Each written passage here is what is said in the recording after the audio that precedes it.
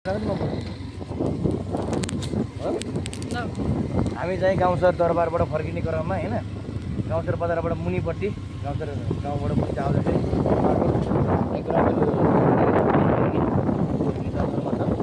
अब यो बाटो अब यो बर्खा अगाडि नै बलि जङ्गल चाहिँ बाटो पिच गर्ने भन्ने हिसाब गराएको छ। मैले पनि आइसक्यो हैन उकालोमा चाहिँ अन्तरबाट चाहिँ लाइभ पनि भगान पनि भएको छ। यहाँबाट मनोरम पारी दृश्यहरू पनि देखेको छ। गाउँहरू अलि पानी परेको हुनाले गाउँलाई घाम लागेको छ क्लियर छ बराबर गरेको हुनाले अब पिच गर्न तर्फमा छ। अब एक दुई दिन पानी परेन भने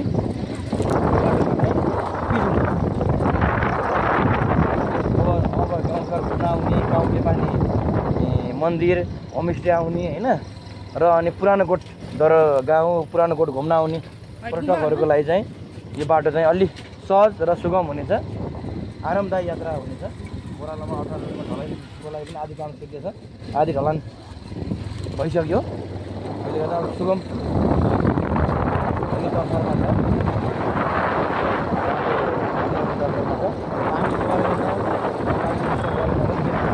धेरै आएको छ।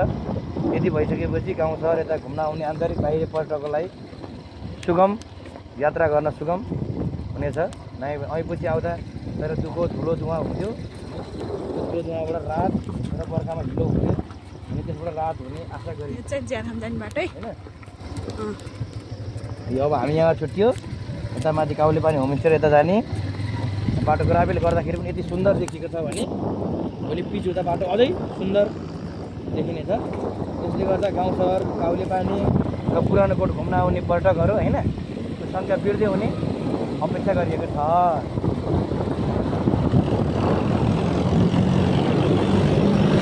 ग्राभेल बाटोमा त पिच गर्दा यति आरामदायी छ भने पिच गर्दा कति राम्रो हुन्छ। यो अझै मिल्यो भने त माथिसम्म काउले पानी होमस्टेसम्म या पुरानो कोटसम्म पुगे राम्रो हो। तर अहिलेलाई यतिसम्म पुग्दाखेरि पनि यो दरबार पुग्नलाई अब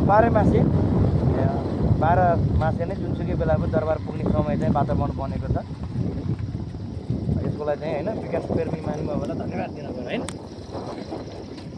र यो हाम्रो युट्युब च्यानलमा चाहिँ लाइक र सब्सक्राइब गर्न नभुल्नु होला होइन। बेल आइकनमा घन्टीमा टङ्ग बजाउन पनि नभुल्नु होला नयाँ नयाँ भिडियोहरूको लागि र यस्ता यस्ता भिडियोहरू हेर्नको लागि चाहिँ घन्टीमा टङ्ग बजाउनु होला। यो चाहिँ लमजुङ जिल्लाको है, लमजुङ जिल्लाको गाउँ सहर दरबार जाने बाटो हो। आधी बाटो पहिले पिच भइसकेको छ, यति भइसक्यो गाउँ सहर दरबारको गेटसम्म पिच हुने भन्ने कुरा सुन्नमा आएको छ बर्खा अभागै। अब बाटो यति बराबर पिच्यो अब पिच हुन्छ। बोर्ड पनि देख्न सक्नुहुन्छ बाटो बन्दै गरेको बोर्ड पनि पछाडि पल्लो मार्ग पनि छ, पदमार्ग पनि बनेको छ, भर्याङहरू छ, सिँढीहरू छ। बाटोमा चाहिँ लालीको राज काफल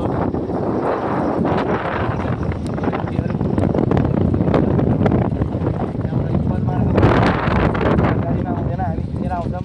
जङ्गलको मनोरम आवाजहरू दृश्यहरू हेर्दै आउने भन्ने त्यो बाटो पदमार्ग पनि तपाईँले गर्न सक्नुहुन्छ यहाँबाट।